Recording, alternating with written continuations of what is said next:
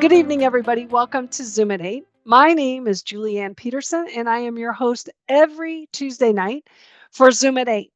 And, we've been doing this for 6.5 years. It can't believe it. Kaaren has been here a couple times Yeah. presenting. And, there's nothing like learning from industry experts, and Kaaren is one of them. And, my day job is selling loans to investors who are syndicators or even just JV partners. And we like to help you understand how much is the lender going to bring, because when you're doing all this underwriting, it's easy to say, "Oh, I'm going to get 80% leverage." And you might only get 63% leverage, but you put in an offer thinking you're getting 80. So I'm here to help. We're going to look for your T12 rent roll, your underwriting, and an offering memorandum, and we will underwrite the deal for you. It only takes about 48 hours so that you have a good understanding of what is the bank going to bring. I'm going to bring 65 to 70 right now. So if you're underwriting 80, stop. You really need to be thinking more like 65, maybe even 70, depending on what kind of CapEx you're going to be involved in. All right. And we'll underwrite that. So during the day, that's what I do, but I also connect people. So if you're looking for a sponsor, you're looking for a vendor, you're looking for investors, I can help there too.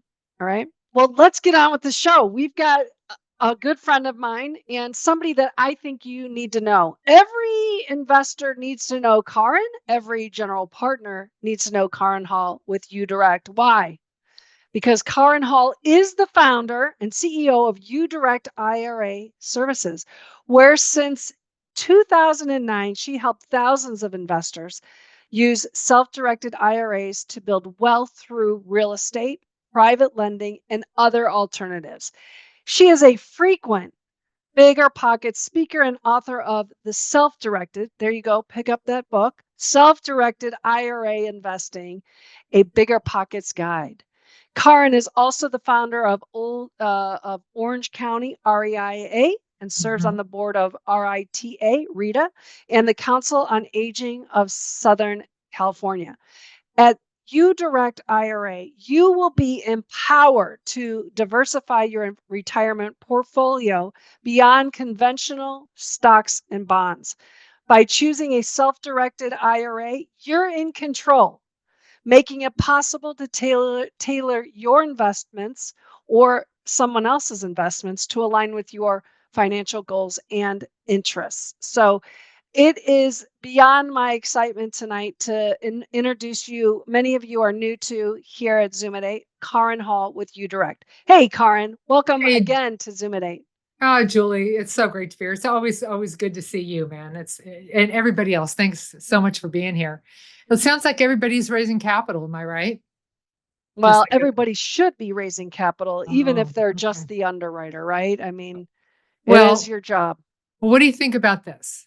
What do you think about this? Is a pool of money right here. Okay, guess how much money is in that pool? $40 trillion. Is that enough for you guys? Yeah. That is a lot. That wouldn't be bad. So that's retirement money in America. So the self-directed IRA as a capital raiser lets you just jump right in that pool, and bring money from investors. Now, if you're a GP, that's awesome. The LPs can bring their retirement funds into your deals. And Julie, you said it so perfectly. It's like you've only heard me speak 1,000 times. It was great. You said, but that's exactly right. I mean, the qualifying question to get to that pool of money is, do you have an IRA or do you have a 401k with a previous employer? Because if somebody says yes, when you ask them that question, they don't even know that their retirement money, most of the time, they don't know that it can go into your deals. And it's fast and easy, honestly. And I've been doing this a very long time.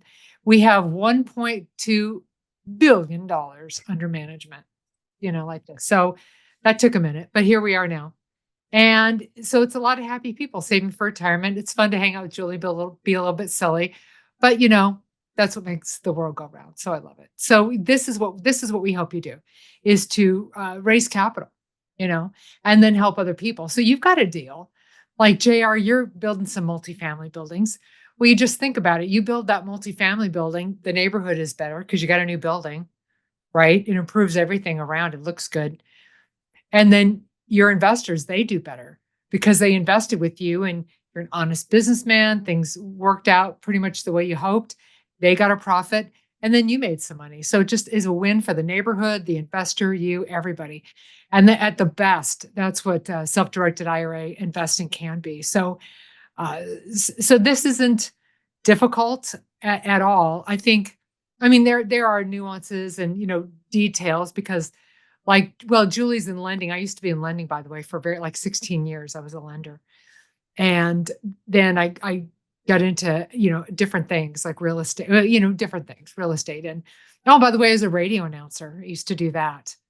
So that's Well, you're more beautiful than what most radio announcers. How's that say? Good a enough face for made for face radio. made radio. There you go. Yeah. Yeah. Yeah, that was Oh, like Tom Likas when I knew him back down in Phoenix, like a yeah. bazillion years ago. And Jimmy Kimmel, I worked with Jimmy Kimmel, no kidding, Oh, in Seattle. And he did the morning show. It was the Me and Him show.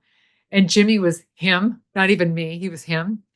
And then I came on after them and I did middays 10 to 3. So I saw him every day. Just the same guy he is right now. Exactly the same guy. interesting. Just one of us got older, the other one didn't. But we won't tell you which one. Okay. But yeah, so that So was let's yeah, talk us talk about through it. how this whole thing works. Let's talk from a limited partner position. Okay. You've got a GP that comes to you and says, "Hey, do you have money in an IRA?" Yes, I Yeah. do. Okay. So then we bring this person to you, Yes. Kaaren Hall. How do you introduce them to this product? Tell us about what they would need to bring. Right. So it again, I'm going to share something with you in the Sure. chat here. Let me find this. So, what you could do is make an email introduction. You could send an email. I mean, if it's info at uDirectIRA.com. And I'll offer you some other fun things with this email address, but that's the email. Yeah. You just say, hey, this person would like to self-direct. And then my staff, when you send it to info at uDirect, we all get that email here. So you'll get quick attention. Someone will jump in there. This isn't like a sales pitch. I'm just telling you how it works. So then they'll get action right away. But maybe they don't know what a self-directed IRA is, right? Exactly. So we're going to talk to them. And now here's something that you'll know that they don't know.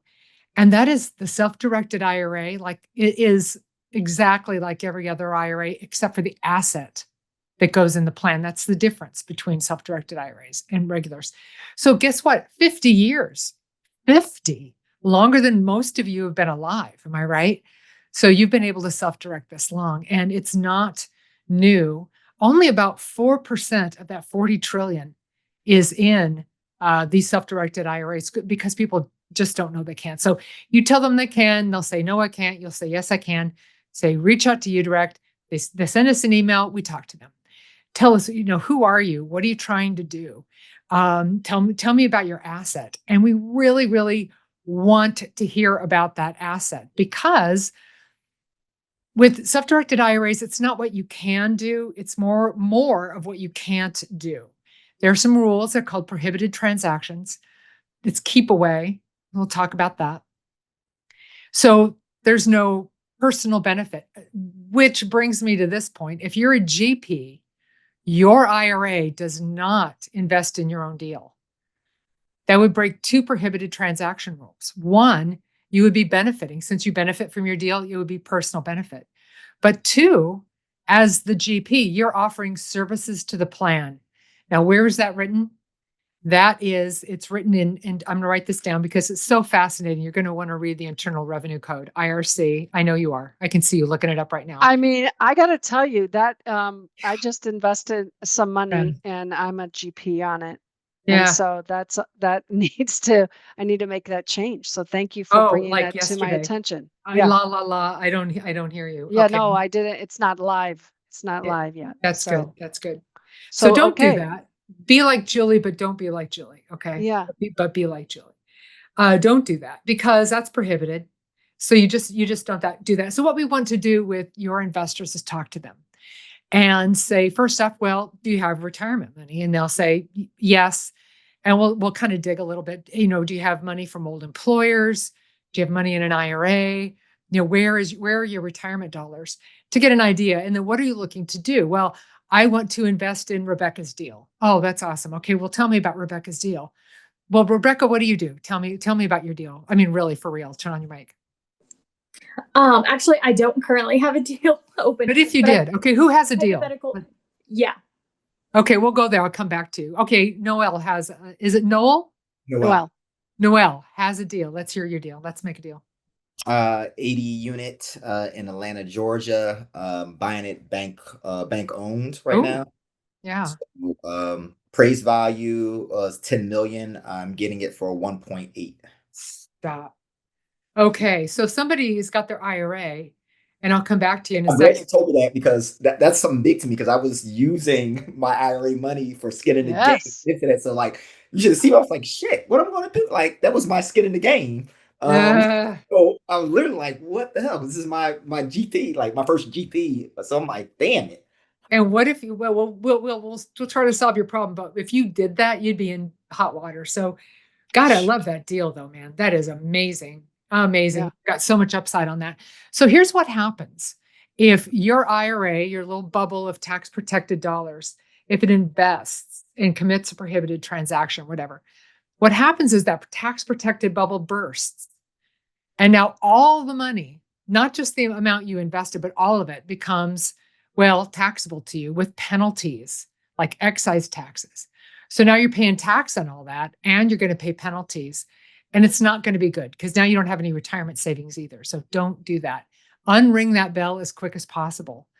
And the best way to do that is close out that account and open another one. It's a new account. That new account didn't commit a prohibited transaction. The old account did. So you just move your money. And oh, by the way, I know it's a self-directed IRA company. I'm not going to lie, but that's the pretty because you can't unring the self-directed bell. I mean the prohibited transaction bell. So Mhm. don't do that in the future. But what we want to do is we want to find out about your assets. So we're going to say, okay, you're going to be in Noel's deal, and I think that sounds great. And so I'm going to get into this deal where they've only got like there's a giant upside on this deal. I want my Roth in that deal because the upside is going to be tax free in a Roth. So I asked Noel, well, tell me about your deal. Like, what are you looking for? You say, well, I'm raised 100K at a pop. So I say, okay, well, I've got 100K. What I do, and somebody asked me a question like, how do you get the money into the deal? This is how. First, they go here. There's a little application, takes 10 minutes. You fill it out. It's your name, the things that you already know about yourself. And then if you have an IRA, you type that information in there, like your account number and so forth. And how much money do you want to move from that IRA to this one? Okay, so it takes 10 minutes. You push the button. Now you've got an account. And when you push the button, that's when we start moving the money from the other custodian to this new account. All right, that's for an IRA. If it's a 401, if it's an old employer plan, it's different process.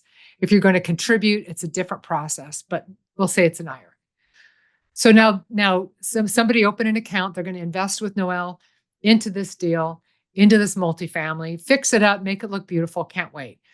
And so, you've given them all the docs and we're going to ask about it. So we're going to say, well, so who's the GP on this deal? Now, Noel, if it was your wife, we'd have to say, well, I'm sorry, you can't invest in his deal because you guys are married and this is another IRS rule. You're disallowed to each other. Okay. So because you're the GP and it's your deal, sometimes spouses can invest together, but in someone else's deal. You know, you can invest, but you have to do it concurrently with a disallowed party. So I want to know who that investor is. Now, say for example, it's your brother, and your brother wants to invest in your deal. That is fine all day long. So the people who can't invest in your deal are your ascendants and descendants, your parents and grandparents, you and your spouse, your kids and your grandkids, not going to invest in that deal. Plus, Mm. plus a 50-50 business partner is disallowed.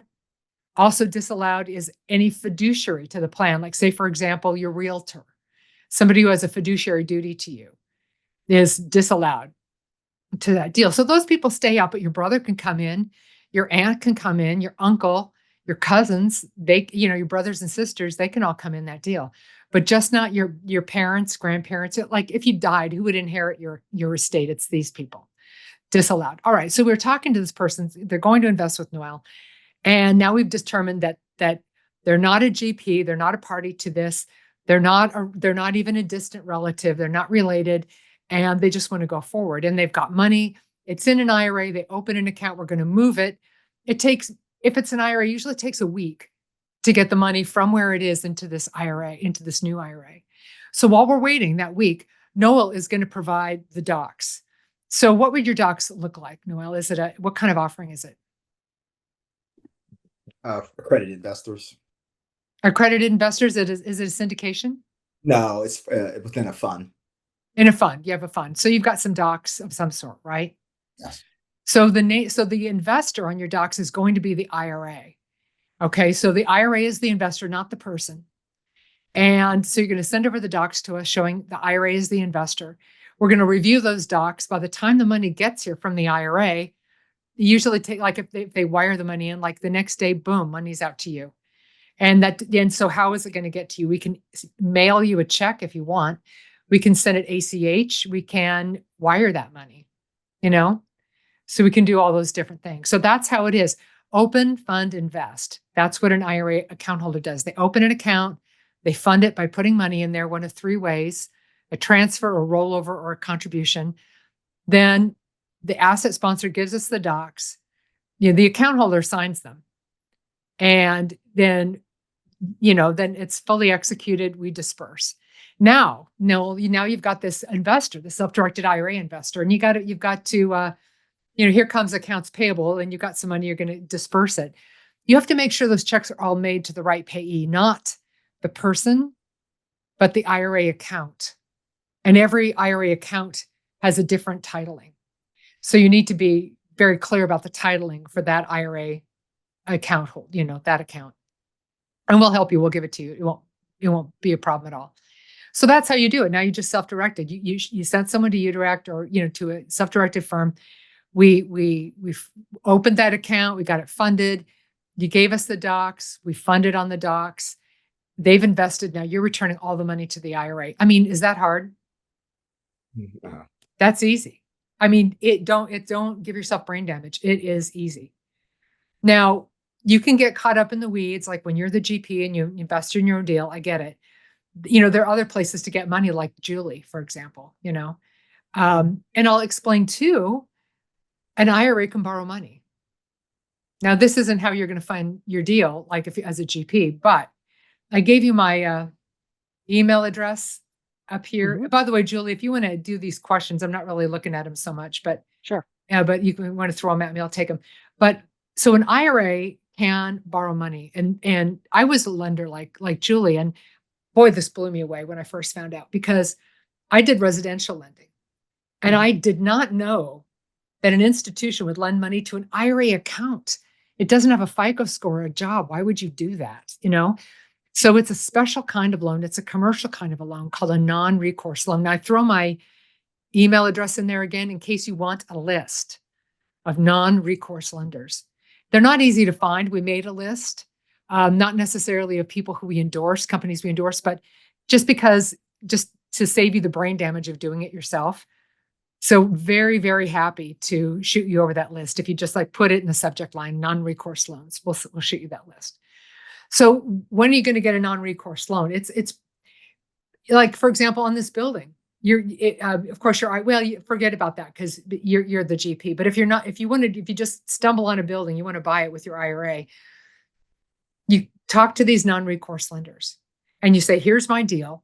And they're going to underwrite it. And they're going to tell you how much you have to bring in. Now, it's non-recourse, so your IRA will have more skin in the game. So say it's a single family home or say a duplex, and you bring it to the non-recourse lender. They're going to underwrite it for certain things, not your FICO, not how long you've worked at your job, not the normal kind of criteria that we see when we get a loan. When the IRA gets a loan, they're looking at the subject property, right? Its location, its condition, the market conditions, what kind of business is it? Let's look at the numbers of the business or whatever it may be. But most of all, they're going to look at, the cash flow on the deal. So the non-recourse lender is going to want the rental agreement in place normally before you close. So before you close, you're going to have to go find that tenant and share that rental agreement to get them to lend the money. But they can see the deal. Like if you walk into a deal like Noelle did, where you're in for like 10%, you can put 10% down and have 90%, on all that. That's amazing. So yeah, current cash flow or projected cash flow. Projected. It would be based on market, like a rent survey, market analysis. What are rents in the area? That's what they're going to underwrite for. That's what they're going to do. So there you go, a non-recourse loan. And when I started uDirect, that was right after, the Great Recession. Gosh, we could buy. Julie, remember buying properties on tape? Yeah, Is that the crazy. best, man? That was the best. I'd still have some people that do that. Yeah, really? Okay. Yeah. Well, awesome. So your IRA can borrow money, but if the IRA borrows money, the IRA, yes, it's tax-free or tax deferred, but the IRA can be taxed. What? Say that again, please. I know. The IRA can be taxed. It's not. Can be. Yeah, it can. It's not Okay. income tax, though. That's the catch. Say, for example, we're gonna do simple math. It's a house. It's 100,000. Your IRA comes in with 70K. You get a non-recourse loan for 30K. Beautiful. You get the loan. You close. Tenants move in. They start paying a $1,000 rent check to your IRA. Okay, because you can do this. Your IRA can buy a house and have renters. They pay your IRA the rent. Now, in this case, 30% of that rent came from leverage. So $300 came to the IRA because of leverage. So the whole $1,000 rent check isn't taxable, just the $300 that the IRA earned because of leverage. So there's a special tax, and I'm going to write it down here for you. Oh, hang on, I did it wrong. UDFI. I need a manicure. There we go. UDFI, unrelated debt financed income tax. Where do you learn about it? IRS.gov, publication 598. Now, if you're investors, and I know you are, you have to have a good tax person. You have to. It's one of your most important business partners and the attorney who looks at your docs. Two, best allies that you have. So you talk to your tax person and just say, hey, have you ever filed a 990T? That's the document. Like you and I, we do our taxes. I'm doing mine right now. It's total brain damage. That's why I'm silly tonight. Mm-hmm. And so we file a 1040. Your IRA files a 990T. So you ask your tax person, hey, have you ever filed a 990T? And if they say, what's that? You might need a different tax person. Sorry, you probably love them.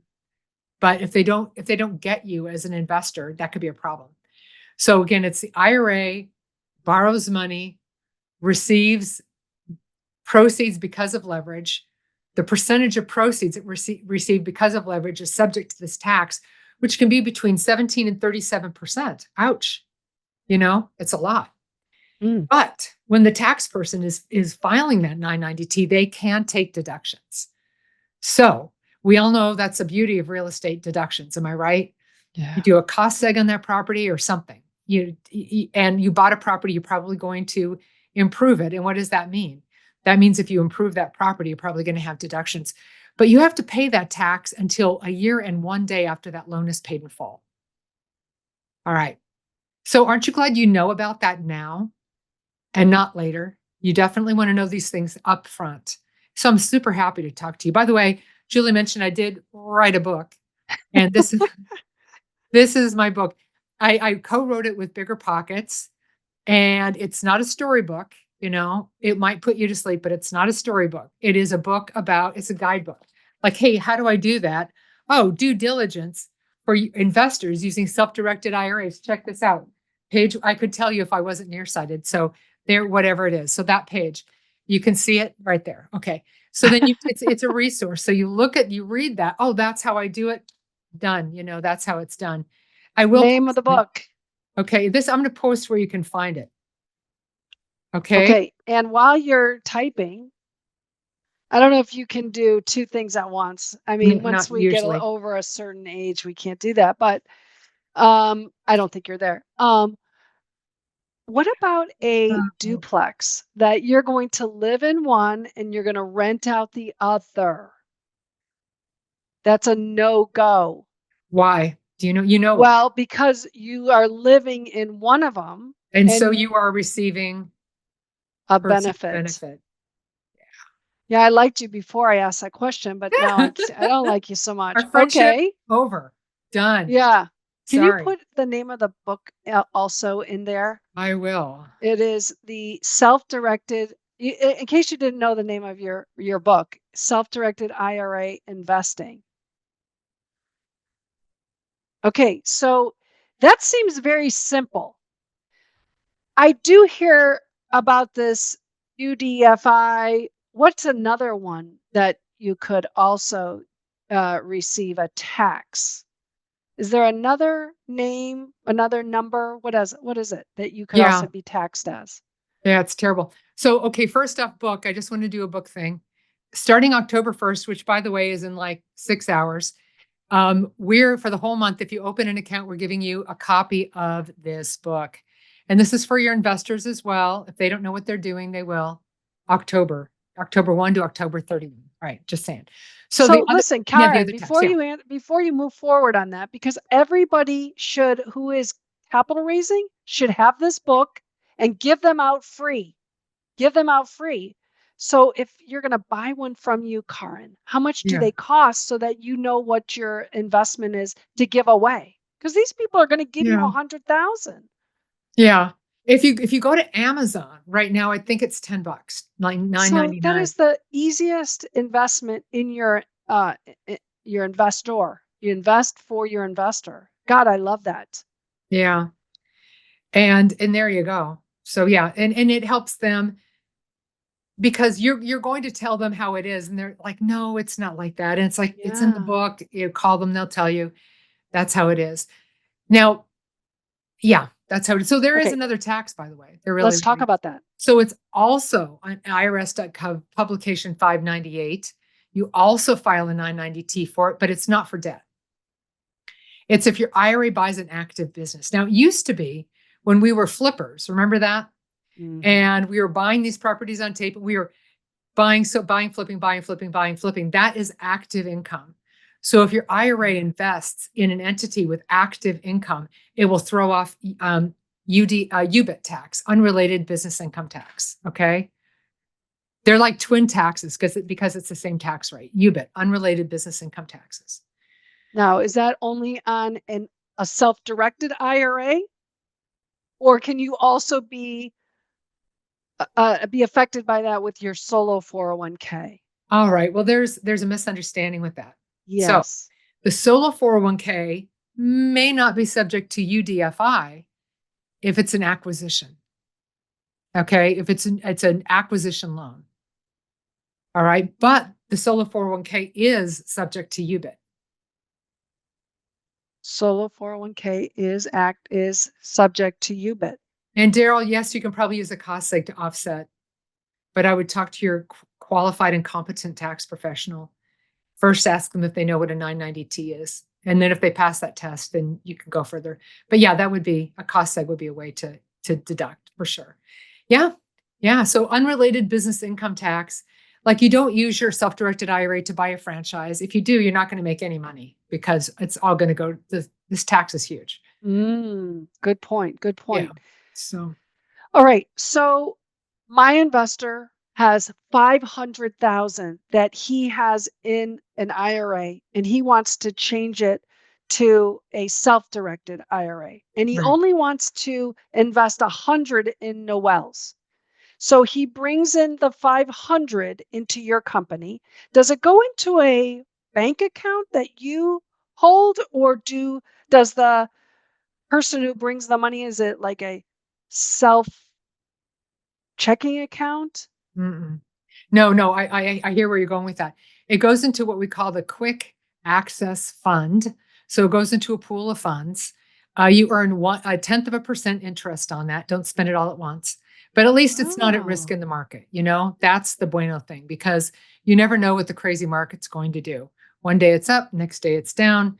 So it's sitting in there for a moment, because you're going to need it to invest.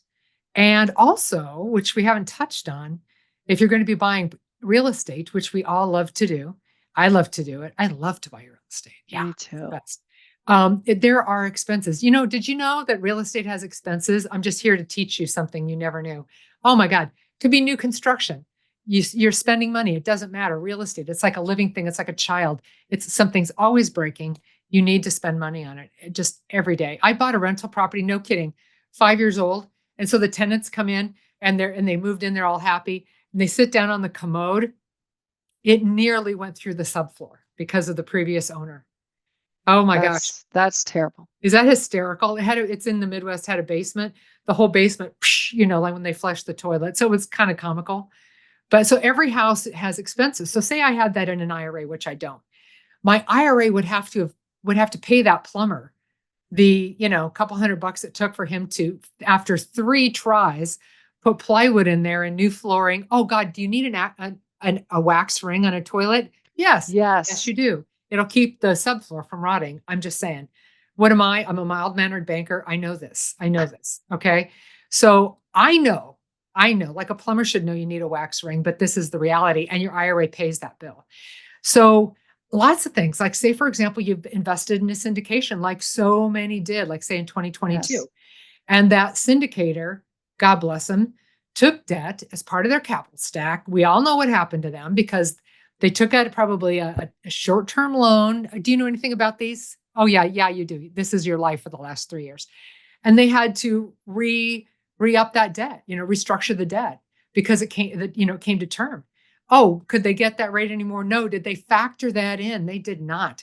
So we have seen just this month alone, I'm no joke, okay? 33 of our account holders had capital calls. Is that nuts?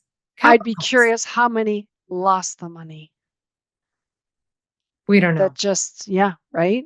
Yeah. Tough, tough, So, tough yeah. times. So that happens. So this is why you leave idle cash in an account, because all expenses of an IRA owned asset are paid for by the IRA, not by you personally. Like you want to blow an IRA, you can do what this lady did. Her IRA had a house and she lived in Texas. Anybody in Texas ever go to Texas? Like I Oh, lived yeah. in Dallas. This actually happened to me. You get a hailstorm. What happens when you Mm. have a hailstorm? I mean, we had a brand new house, okay? Tear off roof, hailstorm, thanks. So say, for example, your IRA owns that house and you've got a tear off roof. The IRA has to pay for that. Yeah. So this one lady, she's like, no, I don't think so. I think what I'm going to do is get a home equity loan on my house and I'm going to pay to get a new roof on this house that my IRA owns, which I would just use insurance myself, but this is what she did. You do not offer personal benefit to your IRA. It doesn't benefit you, you don't benefit it. So none of your personal cash goes in your IRA deal. You can't unring that bell. You just can't. So she's not going to tear off the roof. Really, all you can do is move that account to another custodian because Oh, that IRA committed the prohibited transaction. You know, is that, it's the IRS. They're not looking at it right now anyway, but just rules. I'm telling you the rules. So never use your own money to fix an IRA problem. You have idle cash in an IRA account because if your IRA has an expense, your IRA needs to pay for it. That's why. okay. So once again, I got $500, 500,000 I want to bring to uDirect. We invested for you, you put it in this account. I want to send the money to Noelle's deal. Yes. Do we write a check? Do we just go online? I know you're now all talk to us that whole Yeah. process. We are super digital. So we have human beings. We don't answer, AI does not answer our phone. Okay. A real human being will walk you or your investor through this whole process. But each person is assigned to a transaction coordinator when it comes time to invest. That transaction coordinator is going to lead you through the whole thing. It can be possible to upload the docs right into the portal and do everything and not even talk to a human. But then you're going to make a mistake. We're going to end up calling you and helping you, which is totally great. That's what we do. So that's fine. Or you can have a human walk you through the whole process. So yes, you can put it through the portal. And Well, if we're going to go to the portal, it's beautiful. It's so cool. So now I'm going to advance ahead. Forget about investing. Now we have invested. You have to log into that portal once a month and see what's going on. If your IRA made a loan, are they paying you back? It's self-direct. You have to babysit that thing. Your IRA has a house. Do you have renters? Did they pay the rent? That's on you. You need to check. So log into the portal. It'll tell you a lot of things. Directly from the portal, though, say, for example, you've got a garbage bill. You can load that into the portal. Just boom, and request the money be dispersed, and it'll get dispersed. And we've come a long way on that. Believe me, it was a lot of brain damage, and now it's so easy. I see we got a couple of questions. I'll be happy We to do, address but all hold of on these. just a minute Yeah. before. So again, going back to Noelle's example, you could then send the check, or is it wired to the transaction? How It does could be that a work? check, a wire, or an ACH. You tell us. Okay. uDirect. That's the, uDirect. Okay. So Yeah. now I have 400,000 sitting in there, and I can do this a number of times. There isn't a minimum that I can send over. Is there No. we can buy $100,000 homes. We can invest 5,000 in a deal. Can we buy cryptocurrency? Yes. Yes. Directly from our portal. Directly from the Wow. portal. It goes into Coinbase. So we have a deal with Coinbase. You can invest in crypto directly through the portal. And you can invest in precious metals. Gold, platinum, palladium, silver. What And about oil and gas? we don't sell assets like that. These are the assets I'm talking about have market value. We're not participating in a profit on the sale. Right. But if I want to invest in a deal that is in oil and gas, can I take my money Yes. and put it in there? Yeah. So let's talk about that. That's funny because it's the second time I've talked about this today, ironically. Oil and gas, just investing with your individual dollars, can be so amazing with the tax benefits. It's crazy. Yes. It's such a great investment often. Mm-hmm. And with a self-directed IRA, you lose those benefits. But Yeah. I know that there's the oil companies, what they'll do, they'll have this deal over here that gives you massive benefits, tax benefits to invest personally. But over here with your IRA, maybe they'll have you invest like in the business or in the land or something that doesn't have those tax benefits. And it'll be a different kind of deal that your IRA can invest in. But oil and gas has got just killer benefits for us personally, tax benefits. Okay, perfect. Perfect. Okay. So I do want to go back to some of these questions. So we've got, is there a difference if your IRA is in a trust? No. So your IRA, this will blow your mind. Your IRA is a trust. What? Your IRA is not in a trust. Okay. An IRA is just like in this way. If you have a trust, you can name your trust as a beneficiary of your IRA, just saying. But an IRA is like a trust in the sense that you open an IRA. One of the first questions we're going to ask you is, if you die, who are your beneficiaries? Typically, people say their children, like children, A and B. You got two kids, boy and girl, whatever, for example. And normally the spouse is 100% primary beneficiary. The kids will be, in this case, 50-50 contingent beneficiaries. It can be any percentage you want, but typically the spouse is 100% because they're the spouse anyway. And then, and if the spouse is not 100% primary beneficiary, then the spouse has to sign off saying that they know that. Mm-hmm. So if you die, which of course you won't, but other people have. And for those other people, what happened is their IRA didn't have to go through probate. There was no question. The IRA just simply ceased, obviously the person died, we got the death certificate, and then we created inherited IRAs for the beneficiaries. So an inherited IRA is another can of worms. If you ever receive one, don't think you know what you're doing. I go to class every 3 years and take this week-long class. We spend a solid 8 hours on the inherited IRA. And we already know what we're doing, So don't, if you have an inherited IRA, talk to a professional, because like your financial advisor, it goes deep about, are you 10 years older than the decedent? Then if the moon rises on a Thursday, then you get this. It's like that. It's crazy. And is the decedent a spouse or a non-spouse, or, and lots of if and ors. So that if you receive an inherited IRA, that's awesome because you can self-direct that if you want. That is great So tip. an IRA is like a trust in the sense that it just passes right through, and doesn't go through probate or anything. It doesn't matter what it says in the will. It just goes right to the beneficiary who you name when you open the account. Okay. Awesome. All right. If you were to make a prohibitive transaction, is there a penalty for it? Yeah. Yeah. If So you how commit a does that prohibited, work? yeah. So again, the tax protected bubble of the account bursts. So now income tax on the entire account, not just again the amount of the infraction, but the whole account becomes Right. taxable to you on a 1099. Then you'll also receive excise taxes. So you'll know that you won't have an IRA anymore. And all that money you'll pay tax at your regular income tax rate and penalties. And you're not going to, it's going to be bad. That's Okay. what's So going to you happen. discover this and you say, oh, holy cow, I did this. You close that, you open up a new one. What happens in that? Will you be taxed, or once you open up No. the new one, it kind of gets no Yeah. problem, Yes. right? B. Okay. Yeah. Okay. We don't play fast and loose with the IRS, but I'm just saying, you can't unring the bell. If the IRS, it's not really a prohibited transaction unless the IRS tells you that it is. I mean, Yeah.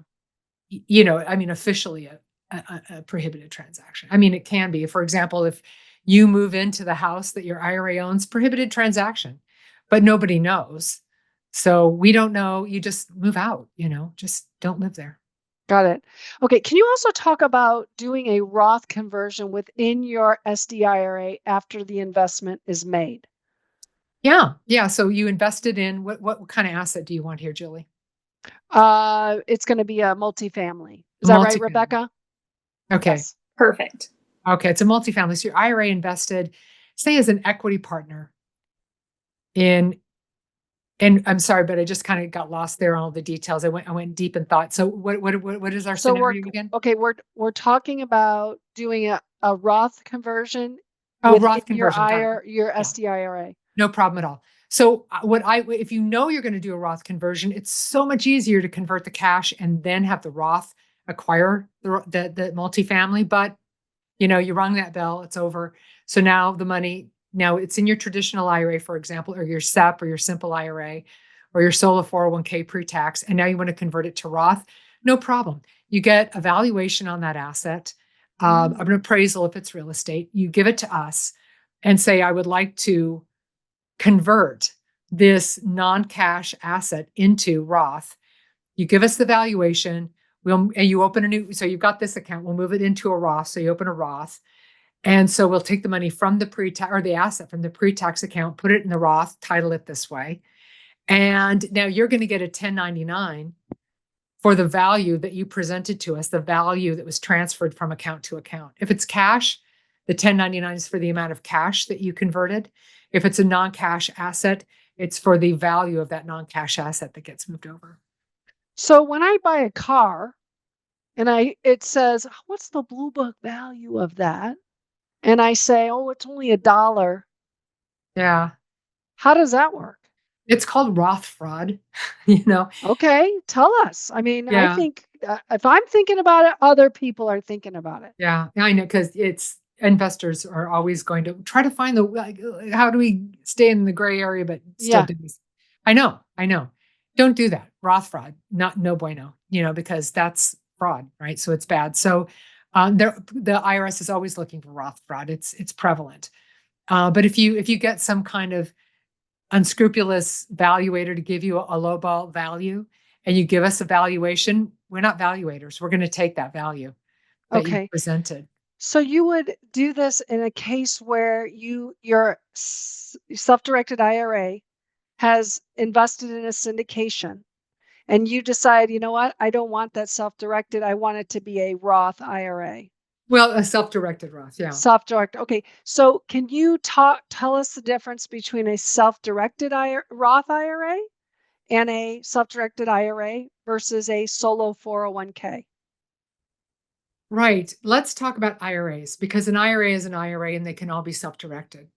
And well, this might take a second, but I'm going to pull something up as quickly as I can and show you this slide. So all IRAs are self-directable. Okay, it could be a traditional, a Roth, a SEP, a simple, a spousal, an inherited IRA. All of these IRAs can be self-directed. Okay, every single one of them. So if I am an employee at a company like Oracle, Amazon, I can take my money in the IRA. Well, it would be 401k. Is that directable? Not when you're working there. Okay. Okay. So let me share my screen with you real quick. These are the self-directable accounts. Okay. The traditional, the Roth, SEP simple, spousal, inherited, solo K, and also an HSA, a health savings account. If you work somewhere, you have a high deductible health plan, that can be self-directed as well. Each one of these accounts has different rules. A lot of them have different tax treatment, either pre-tax or after tax. Some are both. And each one has different contribution rules. Each one is different. Okay. And sometimes you have to be self-employed to have an account, and sometimes you don't have to be self-employed. But these are the accounts right there that you can self-direct. Okay. So that kind of breaks it down for you. So it could be it could be a traditional IRA, either it's self-directed or not. A Roth self-directed or not, if that makes sense. So Kelly asks, so just because you can move money to a self-directed IRA, what do you say to those people who ask if you should? Okay. I'm surrounded by people who think you put that money aside and you should never touch it.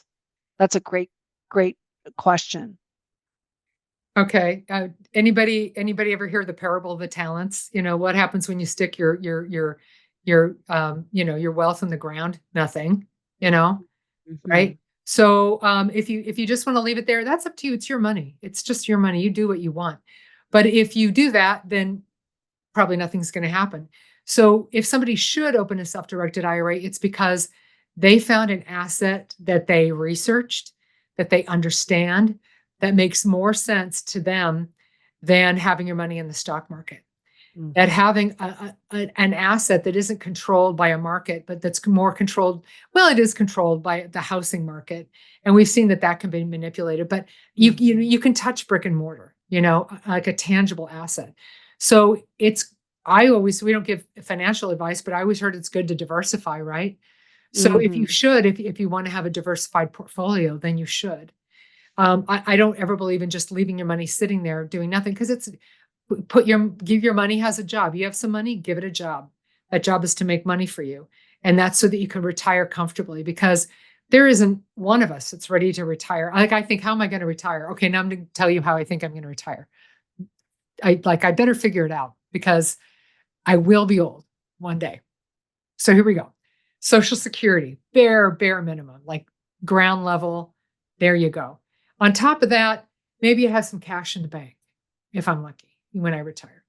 Then maybe I have a house with equity. That'd be cool. And then maybe I have life insurance with cash value. And then maybe I got super fancy and I have an annuity that's going to pay me every month for the rest of my life. Then maybe I invested and I have a portfolio personally, and my personal portfolio. And then, these are the assets. And just like we want to have multiple streams of income before we retire, we want to have multiple streams of income in retirement. So you should self-direct if you want to diversify, so that you don't have all your eggs in one basket, right? So that if something goes wonky here, at least you have this. And you've diversified your asset, you've become more risk averse, if that's the right way to apply that definition. But risk tolerant, I guess I would say, by having diversified. Yeah, and you've got choices, because we're talking about real estate, but what about loans? What about, I love to make loans with my self-directed IRA. Sitting in this seat, I know a lot of lenders. People who are building things. Like I have some friends that are really awesome developers, some women who are great ground up developers, and they have really turned some profit on some massive buildings. So I've invested with some of them and lots of different people. But the time I put $50K into a deal, like a ground up deal with a man, I'm not saying I love men. Men are awesome, but I'm just telling you this happened. He moved away to a foreign country and ditched everybody. Guess what we're doing right now? Trying So to find him soon. yeah, we found him. Mm. And there's money, and we're fixing to get that money. You almost never get it back. So we're just about That's to going to get be a it back. success story, I hope. I think so. You know these people, so I'll tell you. Oh, Yeah, okay. you know all of them. They're in San Diego. So tell me about, could you invest in life insurance with your solo 401k or IRA? No, Because there's only two things you can't invest in. yourself. Well, life insurance contracts and collectibles. Those are the only things an IRA can't invest in. Oh, I'm glad Short I list. asked. Two things: life insurance contracts and collectibles. So no Okay. fine wine collection, How no about gold? Yeah, well, okay, you can invest in precious metals, but it has to have a super high degree of fineness, like 99.99999. A Krugerrand doesn't have a high enough level of purity to be in an IRA. Okay? But like a Maple Leaf does and a Liberty coin does. So what about a loss? You invested in a multifamily with a bridge. You lost the money. The syndicator lost the money. It like it's just lost, right? Just like the stock Yeah. market. Exactly. And Like what this. about your, you took the IRA or IRS. Oh, in this case, it's the IRS for K1. You would get a K1, but you don't write those off. Could you talk about that? Because that is a big key, you guys. Talk about a It is. K1. Yeah, that K1 is going to tell you if you owe UBIT tax, by the way, when you invest in a syndication that is taking on leverage. A syndication taking on leverage when your IRA invests as an equity investor, it's going to throw off the UDFI tax to your IRA. Your IRA will file a 990T, not the end of the world, and you just have your tax provider just have them take care of it for you. But if your IRA invests in a deal, it goes bad, you simply lost the money. And hopefully you can collect it. Hopefully you can go after it. But a loss is a loss. There's no write-off.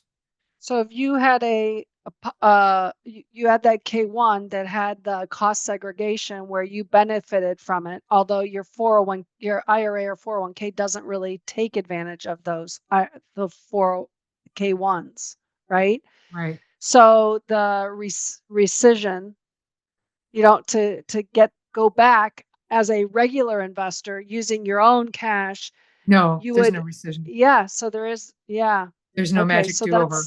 It's sadly, it's yeah. just a loss. Okay. And so that's, all investment has risk. And this is why I always say that the number one most important thing about a self-directed IRA has nothing to do with the IRA. It has everything to do with the asset and your due diligence on it. I'll give you an example. This woman who was 55, she'd been in the military. She had $500,000 in her IRA, which is crazy given what she was doing, and she's in the military. But she saved probably well and had a bunch of money. So and then I get this phone call, and this guy says, "Do you guys allow unsecured notes?" I'm like, "Yes." So he says, "Oh, this other self-directed IRA company, they're terrible. They don't allow it." Like, really? So we're bringing over our client. So they bring her over. She opens an IRA, puts her $500,000 in there. And so they have her tell me, you guys are all investors. Tell me if you would do this deal. They had her invest $500,000 in real estate, in a real estate deal, unsecured. Was she a sophisticated investor? No. Was she an accredited investor? No. We checked her out once this all became apparent to us. She lived in like a $50,000 house in North Carolina. God bless her, These were her retirement dollars. She's 55. She doesn't have her whole life to live Mm. over again and save that money. If she had Googled, the font of all human knowledge in her hand, type the name of the people she was investing with and the word fraud after it, she would have seen that they had been incarcerated. No kidding. In jail for stealing money from people, but she did not do her homework. Do your homework. That's unfortunate. Yeah. So, The story ends up having a happy ending though. Just super quick, because we saw it. And we were able to say, oh, guess what? That asset is not administratively feasible. It was so bad. Mm. Who invests $500,000 unsecured in real estate? Like technically no one, if they have a pulse. Mm. And so we just didn't let the deal go through. We said, I'm sorry. We're Wow. not going to, oh my gosh, those asset sponsors were mad. They were screaming at me. Oh, but you said, and I'm like, sorry. Well, what is not administratively feasible mean? It's like, well, because it's a deal. We made a business decision not to fund this deal. Well, why not? Because it's not administratively feasible. Like it goes in a circle. Lawyers Wow. made up that term, honest to God, because it means nothing, right? That's how lawyers did it. So that's what it means, And so we were able to save her from these people. They never got her $500,000, and then Wow. the rest is history. So lucky. So We lucky. just happen to see it. We don't always see these things. Wow. If you wanted to use your 401k or IRA for to invest in crypto, how would that work? Same thing, same process? So easy, though. It's even easier because on our platform, you have access to Coinbase, Mhm. and without even talking to us, you can just go online and do it. Seems so easy. Wow. You guys have made it so incredibly Yeah. easy. So you know what, my daughter, this will actually be meaningful in this conversation. But my daughter she got a math degree, pure math at Berkeley. Not even kidding. Mhm. She's just smart. So now Mhm. she's the digitalization manager for the Americas for Lufthansa Airlines. She's 28. Okay, this kid. She says, "Mom, your company is run like a boomer owns it." I said, "Because a boomer owns it." She says, "Digital, Mom." Like, okay, so now we're digital. All right, we went digital. So that is the beauty of why you can take your IRA, log into our digital platform, and you can invest in cryptocurrency. Boom, there you go. So there are these things that are they call them check writing ability or check writing solo Checkbook 401k. IRAs? Yeah. What Yes. is the advantage, disadvantage? Is it the same from Yeah. you working on your new platform? How's that? Well, okay, so let's talk because have you heard of a checkbook IRA, anybody? Hmm. Yes. Okay. You've heard about it. It's not a gift with purchase. Okay. It's not. You open an IRA, a third party creates a special purpose LLC. You don't create it because your IRA can't buy an asset that you own, right? That's a prohibited transaction. So a third party creates this LLC over here. This is your IRA. This is the third party creating your LLC. The LLC is the owner, or the IRA is the owner of this LLC. So your IRA takes the money, puts it in the checking account of this LLC. So the IRA is the owner, the LLC is the asset of the plan. Does that make sense? Hmm. So the IRA owns the LLC. That's why we call it the IRA owned LLC instead of the checkbook IRA, because that's confusing. So that's how it works. So a third party creates it, your IRA funds it.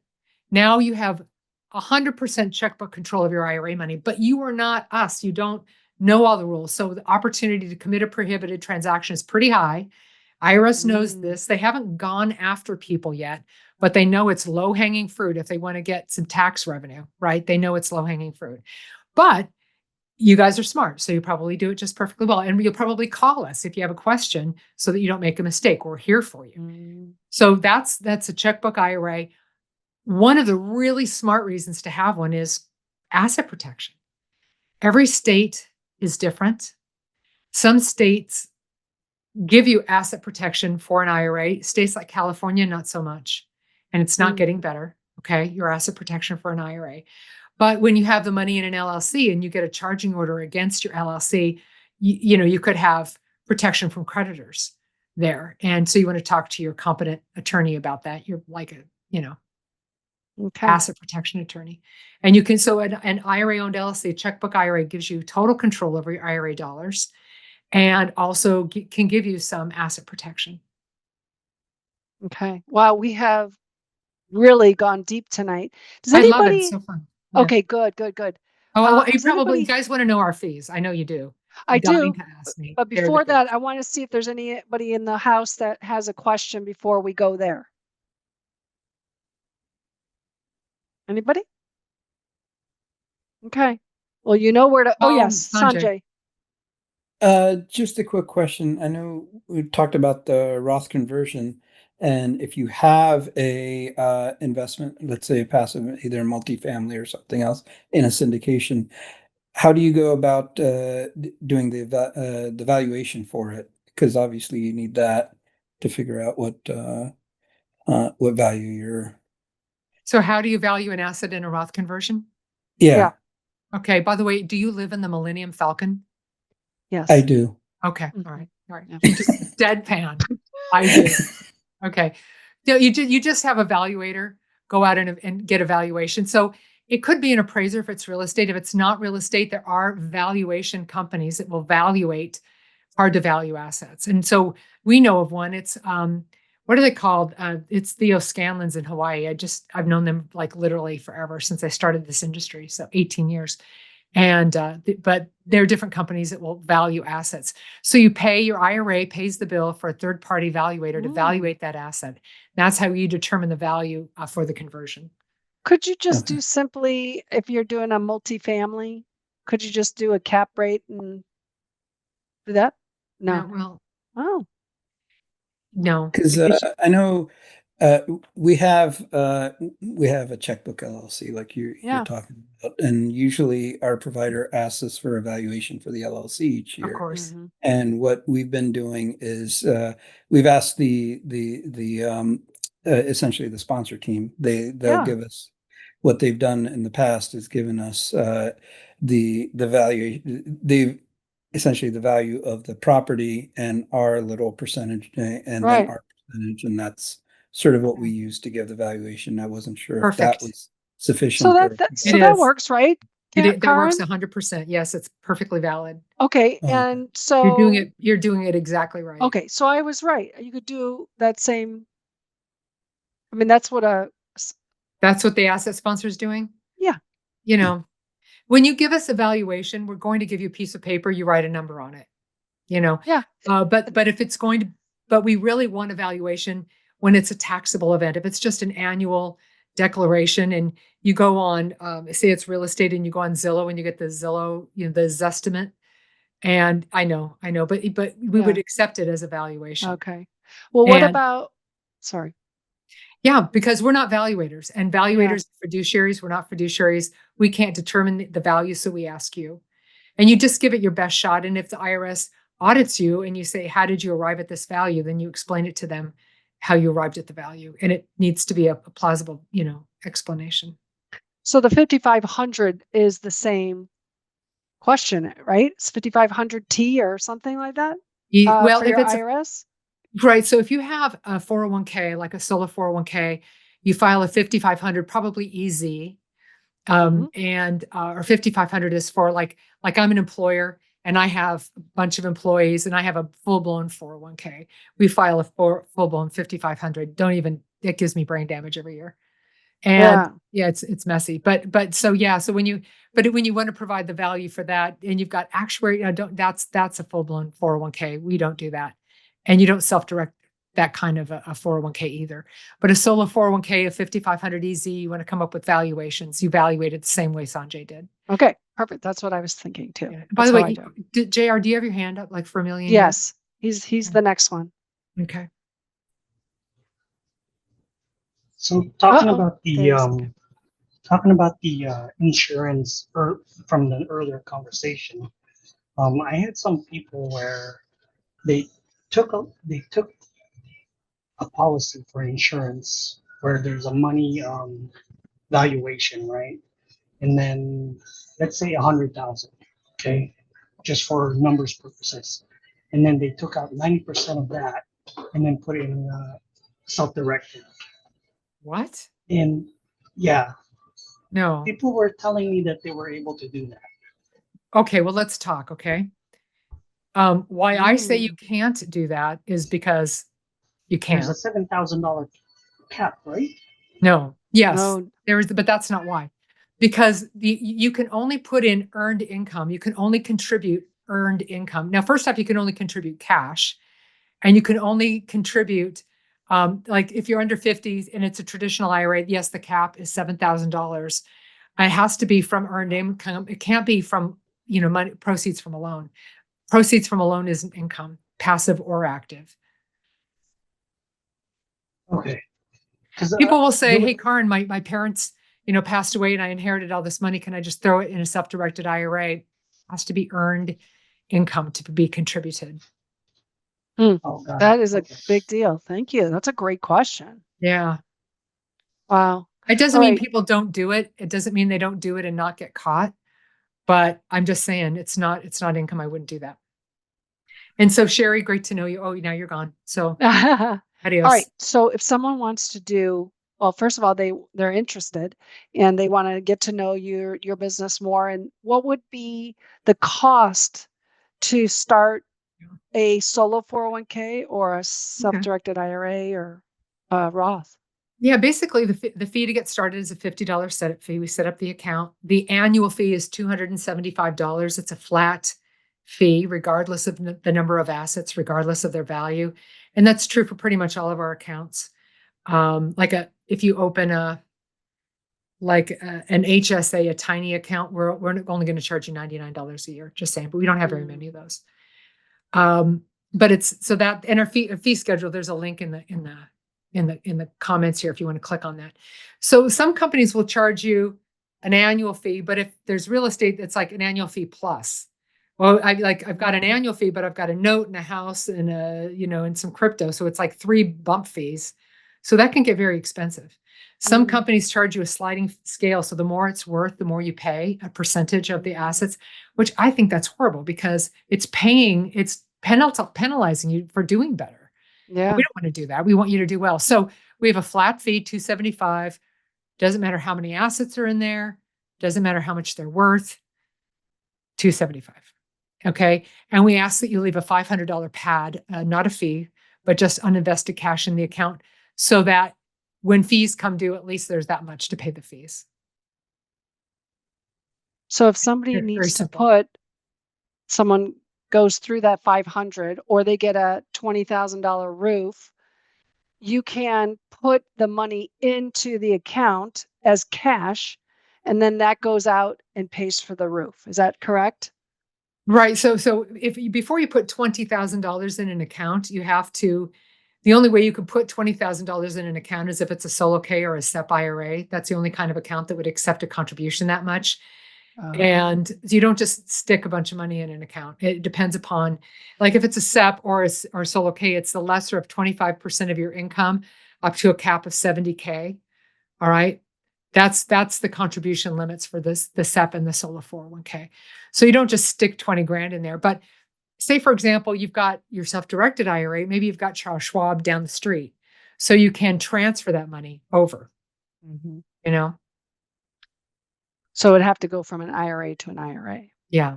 Or Got it. previous employer plan over. And I know we're way over time. Thanks, everybody. But Yeah. yeah. Wow. Well, it's been super, super helpful. So fun talking to you guys. yeah. So if somebody, again, we're going to go through the uDirect IRA.com is where we're going to find you. There you go. Or social media.